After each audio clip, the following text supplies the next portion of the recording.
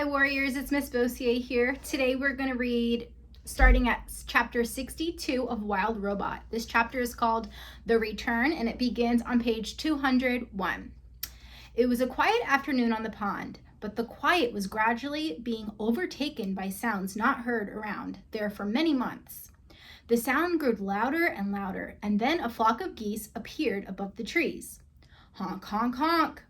Most flocks of geese move lazily through the sky and trail off in wobbly lines, but not this one. This flock was fast. It flew in a perfect V formation, and it was led by a small, graceful goose. The flock flew once around the pond before gliding down and gently splashing into the water. The geese gathered in a tight group in the middle of the pond. They floated there for a while, softly honking to one another. And then the leader broke away from the others. He swam straight towards the nest, waddled into the garden, and fluttered up to his mother's shoulder. "Welcome home, son," said Roz. "It's good to be back, Ma," said Bright Bill. Chapter 63, The Journey. After months of separation, Roz and Bright Bill, mother and son, were together again, and they had so much catching up to do. They went into the nest, and the robot built a fire. Then the goose gazed into the flames and told the story of his winter. This is what he said. "We spent the whole first day of our migration flying over the ocean. It seemed like the ocean would go on forever, but just when the flock was getting tired, Longneck pointed to some tiny islands on the horizon. We flew down to one of the islands and ate dune grass and rested our wings. After a few days of hopping from island to island, we reached the mainland and continued over fields and forest, and then the snow began to fall. I'd never seen snow before, and at first I thought it was beautiful, but it just kept coming. The others explained that the snow was early and that we were never supposed to see it, but there it was, piling up around us as we tried to sleep at night. Longneck worried that the weakest geese wouldn't survive, and he was right. We lost old Whitefoot to that very first snowstorm. We tried to fly around the snowy weather, but we got completely lost and the weather became even worse. Lakes and ponds and rivers began freezing over. We couldn't find food or water, so we ate snow, but that only made us colder. We had trouble cleaning ourselves, and our feathers became dirty and heavy. The flock was in bad shape, but Longneck kept us moving. 'We are geese,' he squawked, 'and geese keep going.' One day, we were struggling through a snow shower when we saw something called a farm. It had perfectly square fields and enormous buildings, and stomping her way through the farm was a robot. She looked just like you, Ma." Longneck sent me over to speak to the robot, but I couldn't understand anything she said.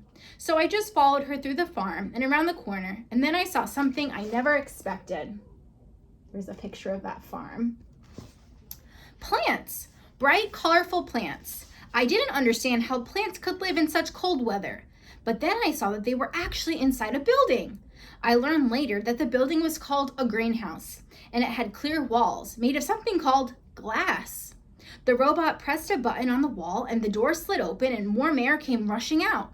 I hadn't felt warmth in so long that I just had to follow her inside. Ma, it was like summer in there. The air was warm and sweet and sticky, and there were rows and rows of different plants. The robot didn't pay any attention to me, so I wandered around the greenhouse, nibbling on leaves and drinking from puddles. Then I heard a scratchy voice behind me. If I were younger, I would have killed you by now. I spun around and there was an old cat. She walked on stiff legs and her fur was gray and clumpy. The cat's name was Snooks, and she didn't seem very nice. But then she saw the other geese out in the cold with their faces pressed against the glass, and she told me how to open the door. 'You can rest here,' said Snooks, as the flock hurried in, 'but stay out of sight. The humans aren't as friendly as me.' None of us knew what humans were, but we didn't care. We were just so happy to be out of the cold. Loudling was so happy she cried. The flock drank and ate and bathed and slept and stayed out of the way. Snooks showed us where to leave our droppings so they wouldn't be noticed. And for a few days, the greenhouse was our home. Once or twice a day, the robot would go outside and return with a box or a bag, but most of the time she stayed inside and quietly worked on the plants." There's that robot. There was a barn that I just had to explore. It was filled with animals and machines and piles of straw and 2 robots. One robot was fixing a broken door when I walked in. She was using a loud spinning tool called a saw. She pushed the saw through a long piece of wood and dust shot into the air. Everything was going smoothly until the saw suddenly lurched forward and sliced right through the 3 of Robot's fingers. But she was fine. A minute later, there was a thwip sound, and she popped on a new hand. Then she went right back to using the saw again.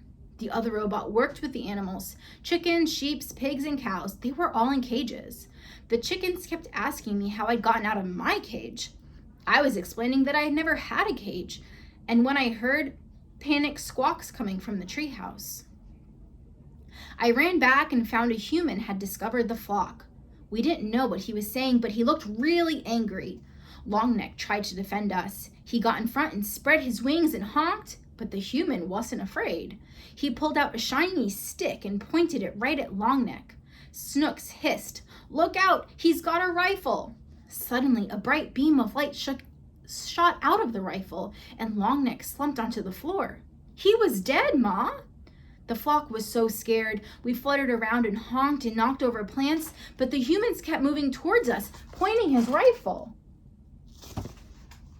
So I pecked the button to open the door, and we ran outside into the cold and flew away from there as fast as we could. Without Longneck, the flock needed a new leader. Everyone wanted me to lead, and I didn't know what to do, so I started by repeating Longneck's words. I squawked, "We are geese, and geese keep going." And then I took the point, and the flock spread out behind me. The weather had us all turned around, and nobody knew which way to go, so I just led us straight south. We saw more robots and humans and buildings, but we didn't stop. We knew we were way off course when we saw the ocean again, but at least it was a little warmer by the water, so I decided to follow the coastline for a while. There were more buildings by the coast, most of them on land, but some were in the ocean. The ocean buildings were dirty and crumbling and leaning in different directions. There weren't any humans or robots in the buildings, only sea creatures. We saw ships on the water, we saw ships on land, we even saw ships in the air. They buzzed through the sky like great giant dragonflies. And then we reached a place called a city with thousands of buildings and robots and humans and ships. We were all close together. When we stopped to rest on a rooftop, we met a friendly pigeon named Graybeak. She had shown up there, so she knew everything about the city. She flew us over towers and under bridges and kept us away from all the buzzing airships, and everywhere we went, there were robots. Some of the city robots were just like you, Ma, but others crawled on 6 legs or rolled on wheels or slid up and down the sides of buildings. Some robots were totally really small, and others were really big. They moved things and cleaned things and built things and did every kind of job you can think of. Graybeak brought us down on a ledge on the side of a building and told us to look through the windows. Inside was a family of humans, and they had a Roz robot. When we looked into the other buildings, we saw other humans with other robots. Every human seemed to have a robot. I told Graybeak about you, Ma, and she wanted to show us one last place. We flew to the edge of the city to a really big building called a factory. Graybeak brought us to the roof windows, and we looked down into the factory and saw machines building sparkling heads and torsos and limbs. The factory was building robots. A machine held up a robot torso and put 2 legs under it, and they snapped into place. I put feet under the legs, and they snapped into place. It snapped arms into the shoulders and snapped the hands into the arms. A head was snapped onto the top, and the robot was finished. Ma, the robots look just like you. I think the factory is where you were built. I wanted to watch more robots being built, but it started snowing again, so we said goodbye to Graybeak and continued flying south. We saw fewer robots and humans and buildings and ships. The air became warmer and the snow disappeared. We started seeing other flocks of geese in the sky, so we followed them to the middle of the wide grassy field where there was a lake and hundreds of other geese. We had finally reached the wintering grounds. After all we'd been through, our flock had become very close. We kept to ourselves, eating and resting and remembering the geese that we had lost. But after a few weeks, we began to mingle with other flocks. We met geese from all over the world, and they told us about their homes and their migration and their trouble with the winter weather. Every flock had lost geese on the way there.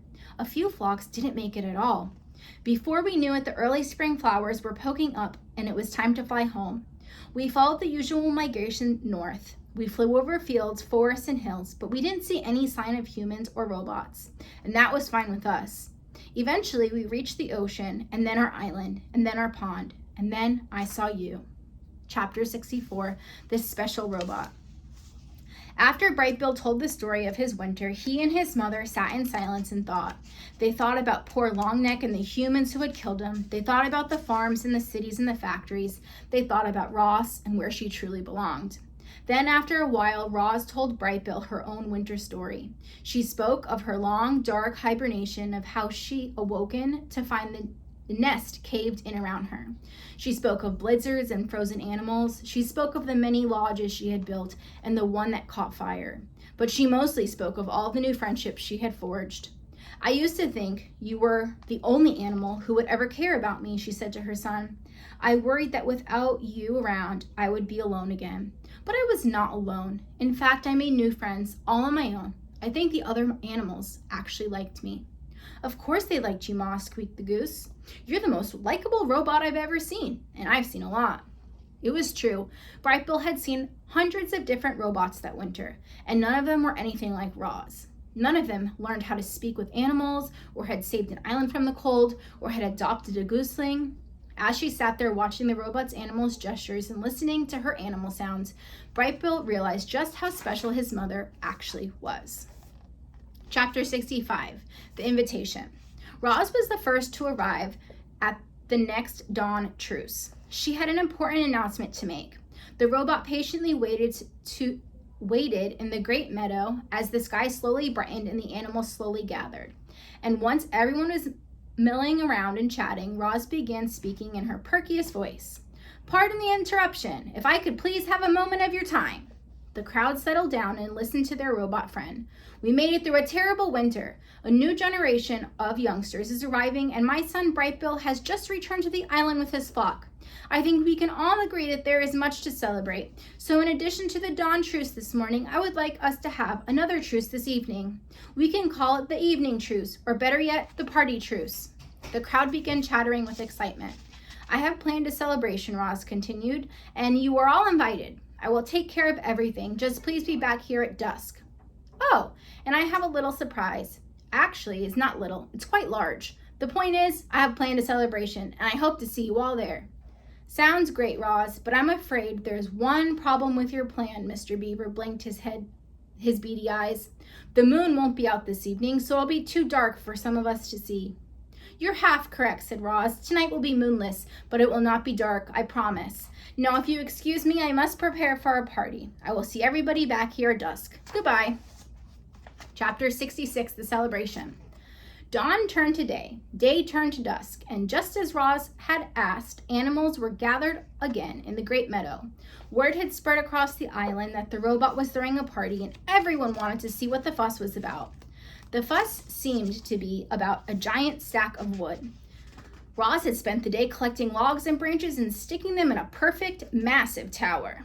The animals crowded around trying to imagine its purpose, and then they saw a golden light flickering in the distance.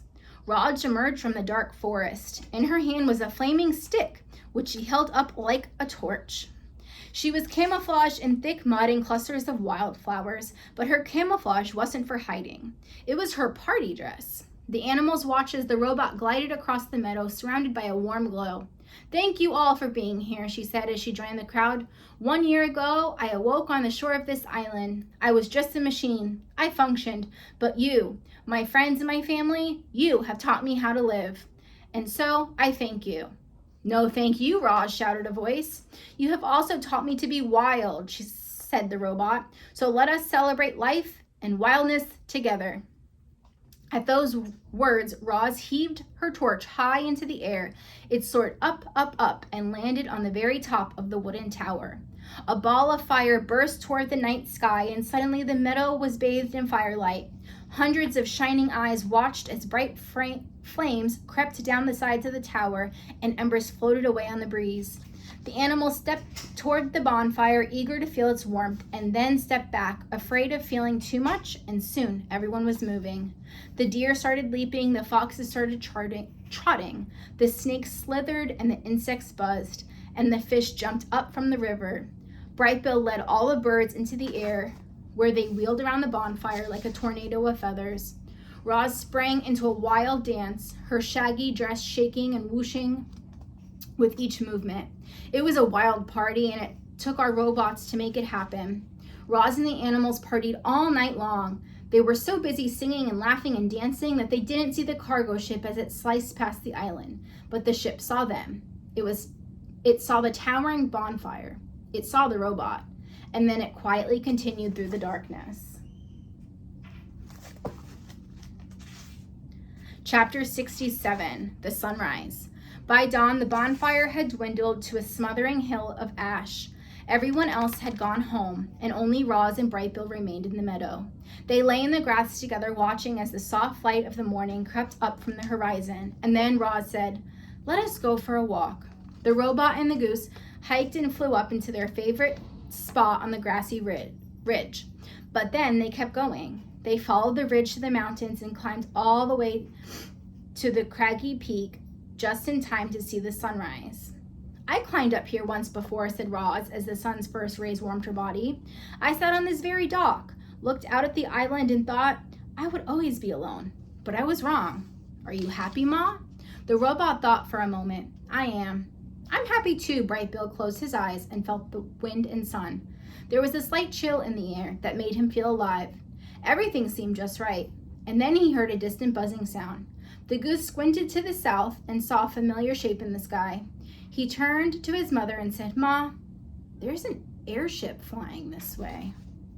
That's all for today, warriors. I hope you're enjoying Wild Robot.